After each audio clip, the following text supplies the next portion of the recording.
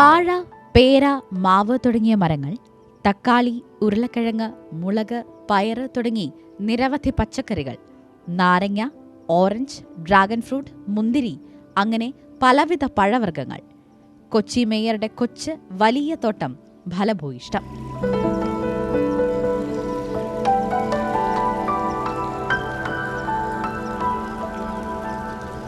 പഴങ്ങളും പച്ചക്കറികളും മാത്രമല്ല, ഔഷധ സസ്യങ്ങളും ഇവിടെയുണ്ട്. ഒപ്പം കണ്ണിനിമ്പമേകുന്ന പൂച്ചെടികളും ആമ്പൽ പൂക്കളും. ചുരുക്കി പറഞ്ഞാൽ ടെറസിൽ ഒരു കംപ്ലീറ്റ് ഗാർഡൻ. രാവിലെ എഴുന്നേറ്റാൽ തോട്ടം നനയ്ക്കണം. അത് മേയർക്ക് മസ്റ്റാണ്. രാഷ്ട്രീയ ജീവിതം പോലെ തന്നെ തോട്ടം വിസിറ്റും മേയർക്ക് ഒഴിച്ചുകൂടാനാവില്ല.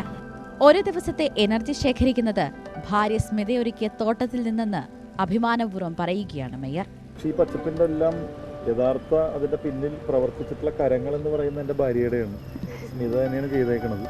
ഞാൻ രാവിലെ എന്തായാലും എല്ലാം നനയ്ക്കും. ഹാർഡ് വർക്കർ എന്ന് പറയുന്ന വൈഫാണ്. തോട്ടമൊരുക്കുന്നതിൽ അച്ഛൻ്റെ മികവിനെക്കുറിച്ചും മേയർക്ക് പറയാൻ ഏറെയുണ്ട്. ഫാദർ ആദ്യം ചെയ്തത് വീട് പണിയണതിന് മുമ്പ് 1-2 കൊല്ലം എടുത്ത് ഗാർഡൻ സെറ്റ് ചെയ്യലാണ്.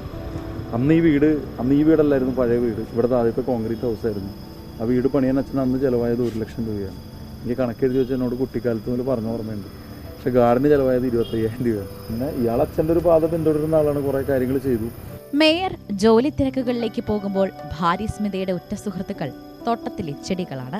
മക്കളോടെന്ന പോലെ ചെടികളോട് സംസാരിക്കുന്നതും സ്മിതയ്ക്ക് പ്രിയമാണ്. ഒരു പോസിറ്റീവ് എനർജി തന്നെയാണത്. അതെൻ്റെ ഒരു സുഖം എന്ന് പറഞ്ഞൊരു വ്യത്യസ്തത, അത് പറഞ്ഞറിയിക്കാൻ പറ്റില്ല. അത് അങ്ങനെ നമ്മുടെ മക്കളോട് സംസാരിക്കുന്ന പോലെ എന്തെങ്കിലുമൊക്കെ ഇങ്ങനെ പരിചരിച്ചും സന്തോഷിച്ചും. ചിലപ്പോൾ പൂവിടില്ല, അപ്പം ഞാൻ പറഞ്ഞു നാളെ തുടങ്ങി നനയ്ക്കില്ല എന്നൊക്കെ പറയുമ്പോൾ ചിലപ്പോൾ 2 ദിവസം കഴിയുമ്പോൾ നല്ല പൂവൊക്കെ ഉണ്ടായി വരും. അതുമൊക്കെ പൂർണ്ണമായും ജൈവ മാലിന്യങ്ങളാണ് വളമായി ഉപയോഗിക്കുന്നത്. മാലിന്യ സംസ്കരണത്തിന് മണ്ണുകൊണ്ടുള്ള ബയോബിന്നുകളുമുണ്ട്. വെള്ളം ശേഖരിക്കാൻ മഴവെള്ള സംഭരണിയും തോട്ടത്തിന് സമീപമുണ്ട്. സാധ്യമാകും വിധത്തിൽ എല്ലാവരും ഇത്തരത്തിലൊരു തോട്ടം നിർമ്മിച്ചാൽ നഗരത്തിലെ മാലിന്യം, കുടിവെള്ളം, ആരോഗ്യം തുടങ്ങി നിരവധി പ്രശ്നങ്ങൾ പരിഹരിക്കാനാകുമെന്ന് മേയർ അഭിപ്രായപ്പെടുന്നു. ഈ മാലിന്യങ്ങളൊന്നും സംസ്കരിക്കാൻ സ്ഥലമില്ല, സമയമില്ല എന്ന് പറയുന്നവരോട് മേയർ പറയുകയാണ്, ദാ ഇങ്ങോട്ട് നോക്കൂ എന്ന്. പറയാൻ മാത്രമല്ല പ്രവർത്തിക്കാനും അറിയാം എന്ന് കാണിച്ചു തരികയാണ് മേയറും ഫാമിലിയും. ക്യാമറമാൻ അനീഷ് തോട്ടക്കാടിനൊപ്പം സ്നേഹമോൾ നൈനാൻ, മാതൃഭൂമി ന്യൂസ്, കൊച്ചി.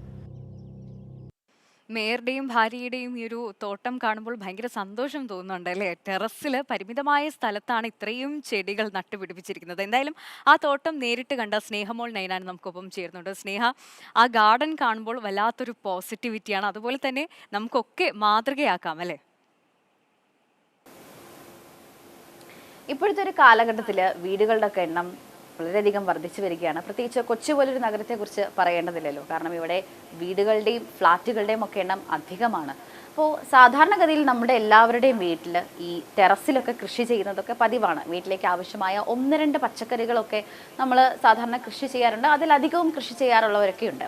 പക്ഷേ ആ ഒരു പരിമിതമായ ഒരു ടെറസിൽ നിന്നുകൊണ്ട് തന്നെ വാഴ, മാവ്, പേരയ്ക്ക, അമ്പഴങ്ങ തുടങ്ങി വളർന്നു വലുതാകുന്ന വലിയ മരങ്ങൾ മുതൽ വീട്ടിലേക്ക് ആവശ്യമായ എല്ലാ പച്ചക്കറികളും, ഒപ്പം തന്നെ മുന്തിരി, ഡ്രാഗൺ ഫ്രൂട്ട് തുടങ്ങി പഴവർഗ്ഗങ്ങൾ, ഔഷധ സസ്യങ്ങൾ, അങ്ങനെ എല്ലാം തന്നെ ഈ ഒരു പരിമിതമായ സ്ഥലത്ത് നിന്നുകൊണ്ട് തന്നെ കൃഷി ചെയ്യുക എന്നുള്ളത് വളരെ ചെറിയ കാര്യമല്ല. അതിന് കാര്യമായി തന്നെ അതിന് മേൽനോട്ടം വഹിക്കേണ്ടത്, കാര്യമായി അതിനെ ശ്രദ്ധിക്കേണ്ടതുണ്ട്. അവിടെയാണ് മേയറും കുടുംബവും വ്യത്യസ്തമാകുന്നത് എന്ന് തന്നെ വേണമെങ്കിൽ പറയാം. അപ്പോൾ മേയറെ സംബന്ധിച്ച് നമുക്കറിയാം, വളരെ തിരക്കുള്ള ഒരു ജീവിതമാണ്. ഓരോ രാഷ്ട്രീയ ജീവിതം എന്നൊക്കെ പറയുമ്പോൾ നിരവധി പ്രതിസന്ധികളിലൂടെയും ടെൻഷനിലൂടെയും ഒക്കെ കടന്നു പോകേണ്ടതുണ്ട്. അപ്പം മേയർ പറയുന്ന അനുസരിച്ച് ഒരു ദിവസം, അതായത് ചിലർക്കൊക്കെ ഒരു ദിവസം ചായ ഇല്ലാതെ ഒരു ദിവസം കംപ്ലീറ്റ് ആവില്ല എന്നൊക്കെ പറയുന്ന പോലെ മേയർക്ക് ഒരു ദിവസം ഈ ഒരു തോട്ടം നനയ്ക്കാതെ ഒരു ദിവസം കംപ്ലീറ്റ് ആവില്ല എന്നുള്ളതാണ്. ഒരു ദിവസത്തെ എനർജി മൊത്തം മേയർ ശേഖരിക്കുന്നത് ഈ ഭാര്യ സ്മിത ഒരുക്കിയ ഈ ഒരു തോട്ടത്തിൽ നിന്നാണ്. അതിൻ്റെ കംപ്ലീറ്റ് ക്രെഡിറ്റും മേയർ കൊടുക്കുന്നത് സ്മിതയ്ക്കാണ്. അതായത് ഈ ഭാര്യ സ്മിത ജോലി ചെയ്യുന്നുണ്ട്, ഒപ്പം തന്നെയാണ് ഈ തോട്ടവും ഒക്കെ സംരക്ഷിച്ചു പോരുന്നത് എന്ന്. ഇപ്പോൾ അവിടെ ചെല്ലുമ്പോൾ നിരവധി ഈ ചെടികളൊക്കെ കാണുന്നതിന് പുറമെ വെറൈറ്റി ആയിട്ടുള്ള ചെടികളും കുറേയുണ്ട്. സീഡ്ലെസ് ലെമൺ എന്നെ അതിശയിപ്പിച്ച ഒരു കാര്യമാണ് വിക്ടോറിയ. ഞാൻ ആദ്യമായാണ് ഈ ഒരു സീഡ്ലെസ് ലെമൺ കാണുന്നത്. അതാണ് അപ്പൊ സ്നേഹ. ആദ്യ അങ്ങനെ ഘട്ടത്തിൽ ഒരുപാട് ഓറഞ്ച് ആയിരുന്നു. ചെടികളുണ്ട് അവിടെ അല്ലേ. അതാണ് ഈ ഗാർഡനിങ് എന്ന് പറയുന്നത് ഭയങ്കര പോസിറ്റിവിറ്റി തരുന്ന ഒരു കാര്യമാണ്, സ്ട്രെസ് റിലീഫാണ്. അതുകൊണ്ട് സ്ഥലമില്ല കൃഷി ചെയ്യാൻ എന്ന് എക്സ്ക്യൂസ് പറയുന്നവർക്ക് ഒരു മാതൃകയാണ് നമ്മുടെ കൊച്ചി മേയറും അദ്ദേഹത്തിന്റെ ഭാര്യയും.